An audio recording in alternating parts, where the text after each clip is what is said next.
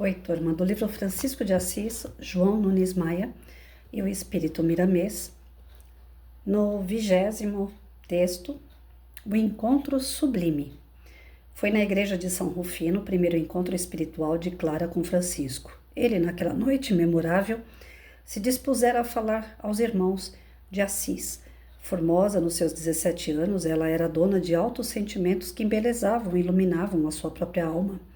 Era dotada de candor inexplicável e sua formosura atraía os olhares por ser sua beleza uma nesga por onde passavam as claridades espirituais.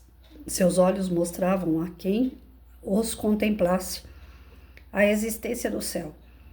E se não for demais comparar, pareciam duas estrelas, senão sóis, que prometiam a mais alta esperança aos sofredores e aos que se apaixonavam pelos seus mistérios.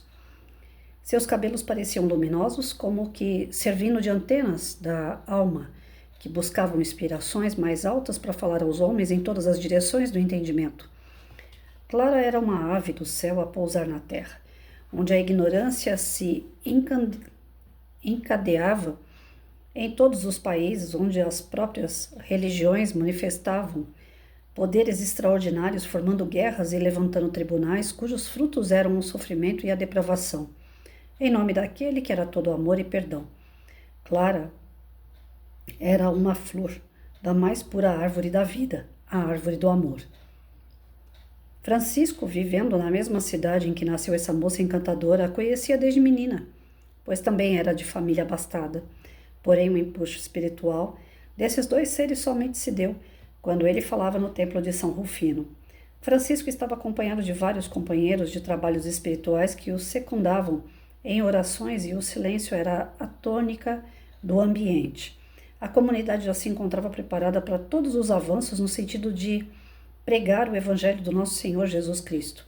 Foram 6 meses de convívio com Francisco em regime de urgência, como lhe pedira Jesus, e a amostra de capítulo anterior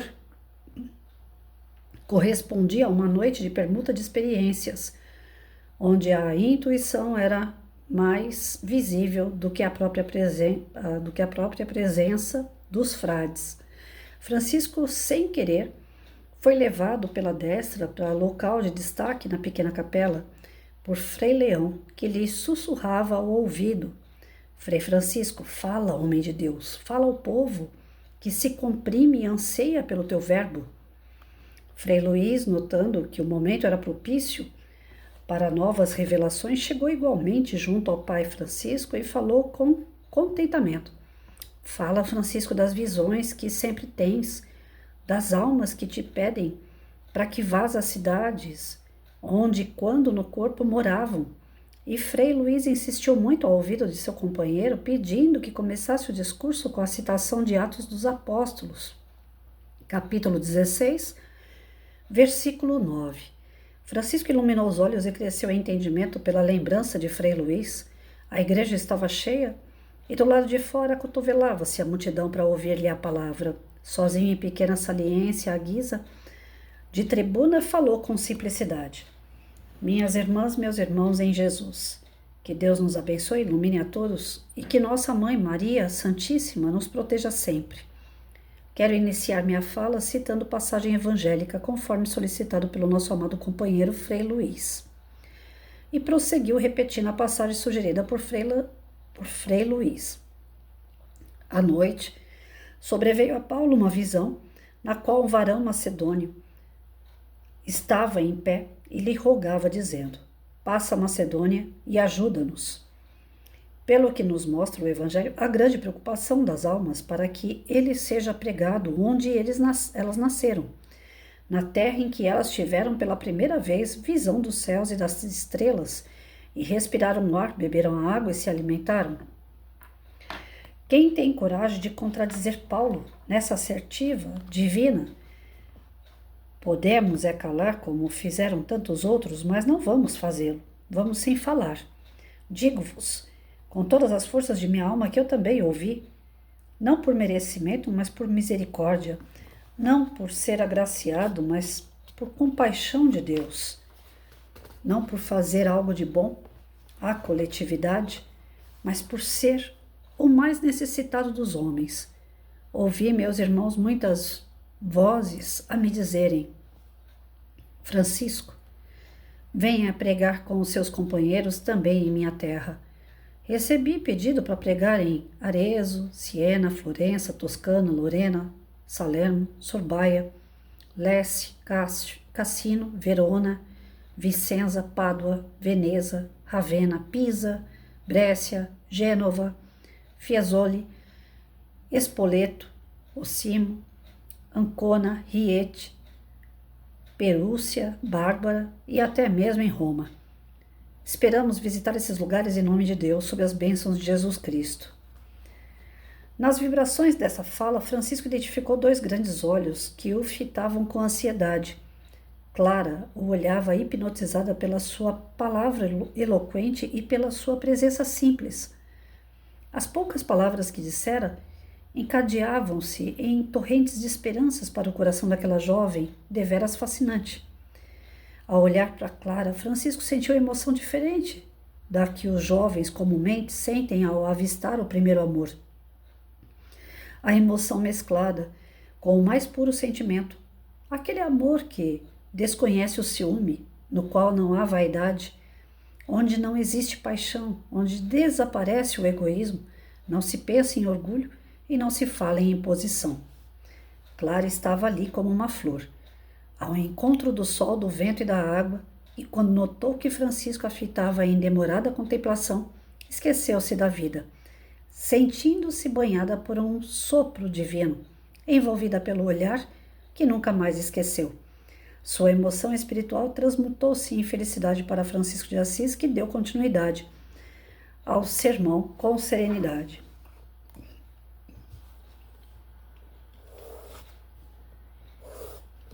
Isso aqui eu vou deixar para amanhã.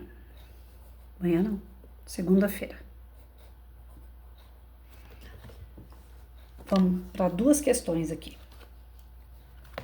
Uma, Francisco de Assis falando que foi convidado para ir numa série de cidades. Gente, vocês já tiveram contato com médiums ou trabalhadores de casa espírita, mesmo que não trabalhem a mediunidade, mas estão dentro do trabalho de uma casa espírita, onde a pessoa fala assim: eu fui convidado para ir em tal lugar, eu fui convidado para ir em tal lugar, lá em tal lugar cabe 1.000 pessoas, no outro lugar cabe 5.000 pessoas. Nada contra, mas eu também não tenho nada a favor desse tipo de fala. Sabe por quê? Porque fica dando uma conotação de que a pessoa está indo num determinado local para ser vista. Se o lugar tem muitas pessoas, isso agrada aos seus olhos e ao seu ego também. E aqui, na humildade, que Francisco fala que foi convidado em várias cidades, inclusive Roma, que é justamente aonde o bicho estava pegando. Então vejam bem, o respeito que ele adquiriu sem ter que ser sucesso, sem ser estrela. E aí onde ele fala que ele não foi chamado porque ele tem algo de especial, mas pela misericórdia de Deus. O que Francisco está querendo dizer com isso? Que ele está sendo chamado ao trabalho pela misericórdia, não pelo que ele realmente representa. Ou seja, ele representa muito, mas na sua humildade ele não reconhece isso. O que ele reconhece é que Deus está tendo misericórdia com ele, dando trabalho para ele. E aí eu também já ouvi alguns médiuns e alguns trabalhadores de casa espírita falar da seguinte maneira: o maior abençoado, o que mais tem a ganhar com um trabalho mediúnico, ou com um trabalho de palestrante, ou de faxineiro de banheiro de centro espírita, somos nós mesmos. É a misericórdia divina trabalhando em nós.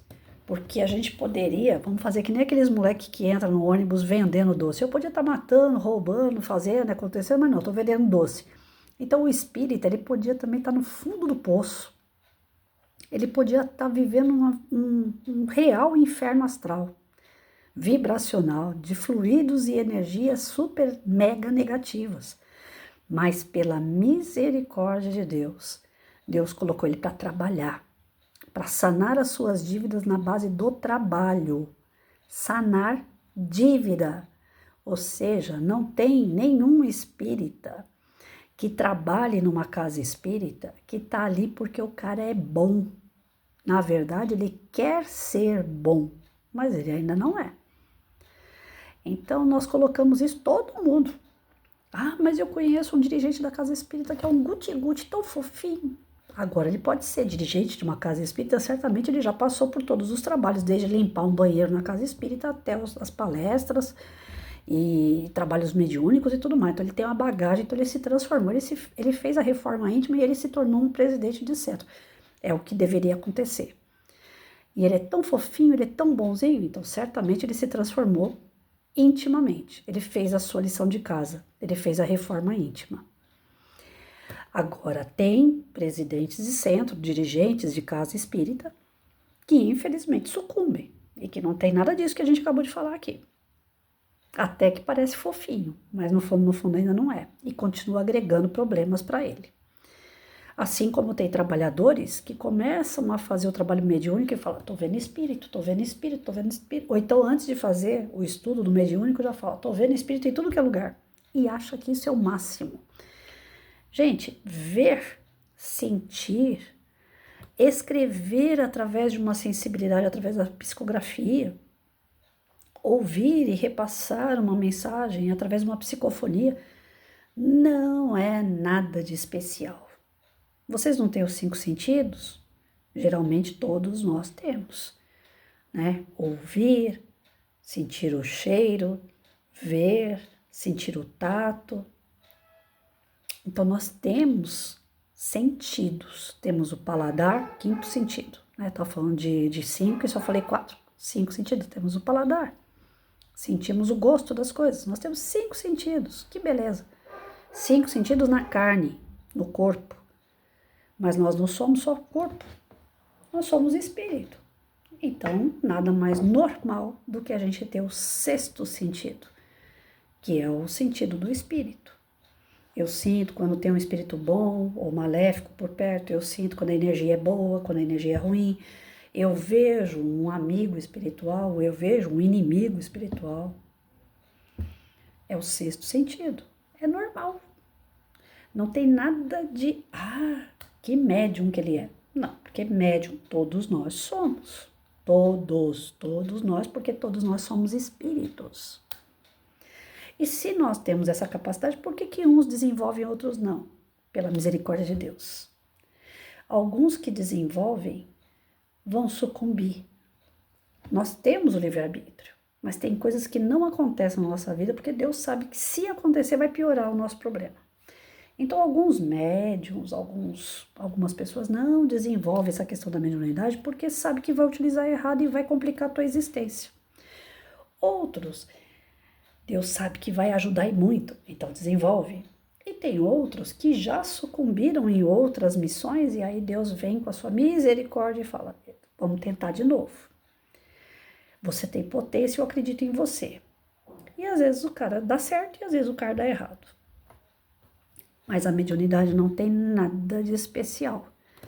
Tem a misericórdia de Deus. Então, aquelas pessoas que fazem palestra falando, eu sou palestrante, eu sou médium disso, eu sou médium daquilo, é meio complicado, entendeu? Por mais que as pessoas estudem, por mais que elas sejam assim gabaritadas, sabem tudo, o pé da letra, provérbios, versículos, questões do Livro dos Espíritos, sabem tudo da revista espírita, os anos de quando foram feitas todas as obras, como foram feitas, os acontecimentos históricos. Tem cara que sabe tudo, mas ele não sabe o principal, ser humilde. E aí ele tá perdendo tudo isso de novo, porque certamente não é a primeira vez. Então o ideal é que a gente veja situações como essa do Francisco, que tinha todo o gabarito do mundo, porque é um espírito elevado, e no entanto ele fala, eu só trabalho a mediunidade pela misericórdia de Deus. Porque Deus quer que ele seja instrumento, e ele está tentando levar a sua missão. Não é porque ele é o grande coisa. Então Francisco é a humildade em pessoa, até nas suas respostas, diante das suas atitudes. É coerente o que ele fala e o que ele faz. E ele é um espírito que nós podemos seguir cegamente. Fechar os olhos e seguir. Porque realmente ele não tem intenção nenhuma de ser o cara. Esse é o primeiro ponto nesse trecho. O segundo ponto, nesse trecho do texto, olha como duas coisas importantíssimas aconteceram aqui. Uma para nós que estamos trabalhando na casa espírita. Eu não sou de uma só casa, meu coração está no caminho da luz, lá em Hermelino Matarazzo, porém eu sou uma colaboradora, porque trabalhador é aquele cara que está sempre lá, e eu dificilmente vou pela minha condição de saúde, mas de longe eu faço alguma coisinha pela casa. Essa é a do meu coração. Isso não significa que meu coração não esteja também em outras. Eu estou conhecendo outras casas através do trabalho que está sendo apresentado para mim, que é o de palestra. Eu não sou palestrante, estou tentando levar uma boa palavra. Colaboradora também. Em todos os centros que eu vou, eu tento colaborar com esse trabalho. Então eu não posso falar que sou trabalhadora. Mas se veio para mim, e se Deus confia em mim, e se as pessoas que apostam em mim confiam que eu posso desenvolver um bom trabalho, assim eu estou tentando fazer. Assim como eu tento fazer também na rede virtual. Trazer as leituras, a compreensão da minha maneira tosca de ser, não é a compreensão, né? É a compreensão. E fazer as pessoas refletirem sobre os textos. Então, assim, trabalhador na casa espírita, colaborador, médium, palestrante, faxineiro, presidente, seja quem for, todos nós temos alguns débitos. Estamos ali para quitar débitos pela benevolência de Deus no trabalho ao próximo, a caridade. E o outro ponto é a Clara, gente. Olha que ponto mais lindo desse texto. Ah, não, eu que li Romeu e Julieta de todas as formas que vocês podem imaginar, até a turma da Mônica teve a versão Romeu e Julieta. Eu não posso ver coisas desse tipo, assim que eu fico toda, emocionada.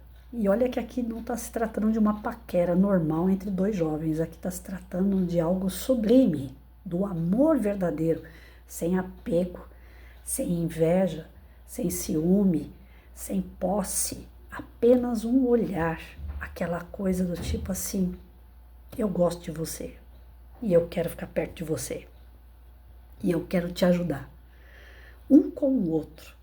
Mesmo que eles já se conheciam há muito e muito tempo, só veio despertar isso agora. Aí vem aquela palavrinha, aquela frase, palavra não, aquela frase que diz assim, tudo no tempo de Deus. Se os dois tivessem se conhecido antes da missão do Francisco, na época que ele era guerreiro, que ele ia para as batalhas, certamente os dois iam se apaixonar também, mas eles iam constituir uma família, casar, ele ia para as guerras, provavelmente numa dessas guerras ele poderia voltar morto, e a missão ia ficar falha. Então a gente fica entendendo o seguinte, que chegou na parte onde eles estão amadurecidos para poder cultuar esse amor de uma forma tranquila, sem apego, cada qual na sua missão, um fortalecendo o outro. A gente consegue compreender as peças que Deus move para que tudo acabe bem. Às vezes a gente não compreende, né? Você fala, por que eu não conheci essa pessoa antes? Não tem essas conversas? Porque não era hora. Se você tivesse conhecido antes, você não tinha feito tudo que você fez até aqui. Talvez os rumos de tudo na sua vida teria mudado. Pode ser para melhor ou para pior, né? Teve uma palestra que eu falei, a questão de escolha, né? Que é bem isso. Eu posso acordar de manhã e escolher se eu vou trabalhar de ônibus ou a pé. Se eu for a pé, eu não vou encontrar ninguém no caminho. Beleza. Se eu for de ônibus, pode ser que eu comece a conversar com uma pessoa dentro do ônibus cheio. Pode ser que eu sente para conversar com essa pessoa ou eu vá em pé. Se eu sentar, corre o risco da conversa se aprofundar. Se eu conversar em pé, não. Pode ser que a pessoa canse de conversar comigo e vá embora logo. Mas se eu sentar do lado dela, pode ser que a conversa vá fluindo mais. Dali eu tenho a escolha de deixar o meu contato com a pessoa para a gente continuar conversando depois ou não. Se eu não deixar meu contato, nunca mais eu vou ver aquela pessoa. Se eu deixar o meu contato, certamente eu vou ver essa pessoa novamente. Porque uma conversa no telefone, nós vamos marcar um café. Cabe a mim decidir se eu vou tomar um café ou não. Se eu não for tomar o café, vai ficar só no telefone. Se eu for tomar o café, corre o risco de eu gostar da conversa de novo com essa pessoa. E marcar um cinema, se eu não for no cinema, morreu o assunto. Se eu for no cinema, corre o risco de ter um namoro.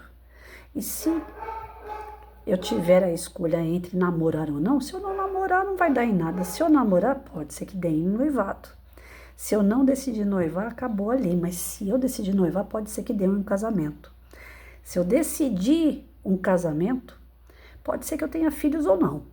Se eu não tiver filhos, tudo bem, eu vou viajar, vou curtir a vida com a minha esposa, com o meu esposo.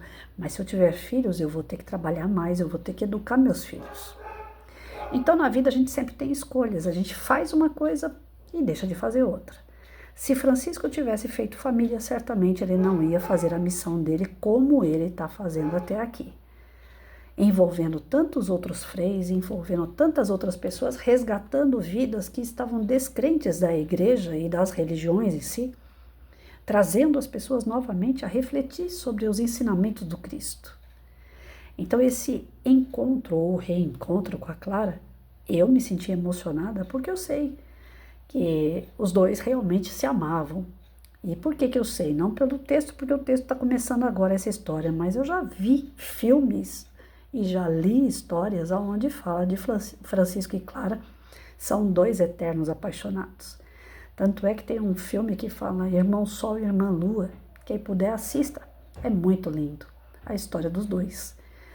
E Clara, ela tentou várias vezes assumir um relacionamento com Francisco, que a mulher é mais espivitada, né? Mulher não consegue, por mais que a gente seja um espírito um pouco mais elevado, muitas das vezes até, em algumas circunstâncias a gente tem aquele domínio de fazer 10 coisas ao mesmo tempo, né? Não é nem espírito elevado a palavra certa, é qualidades, né? Que você desenvolve ao longo do tempo mais no corpo de mulher.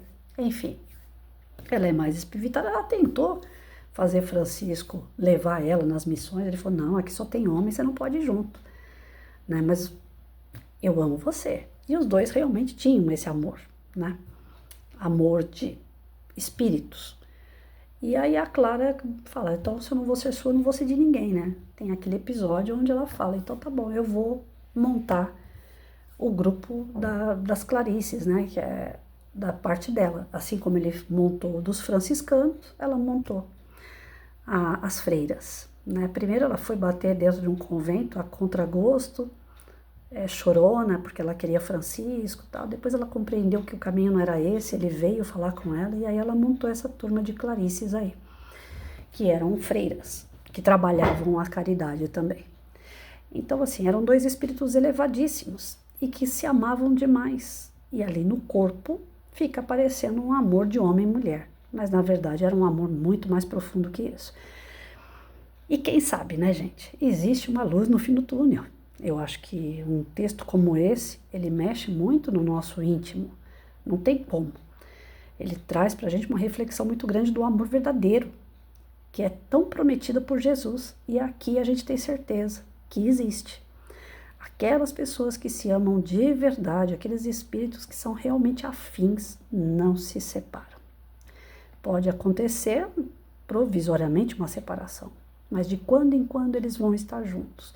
Eles vão estar juntos para constituir na carne esse começo de amor e depois, à medida que vai evoluindo esse amor, vai ser para sempre, inclusive na hora das missões. Olha só que interessante isso. Isso não conforta? Fala a verdade, se isso não conforta o nosso coração, de saber que pessoas que a gente ama de verdade e que ama a gente de verdade vão estar sempre juntos, que a morte não faz ninguém se separar, porque a morte não existe.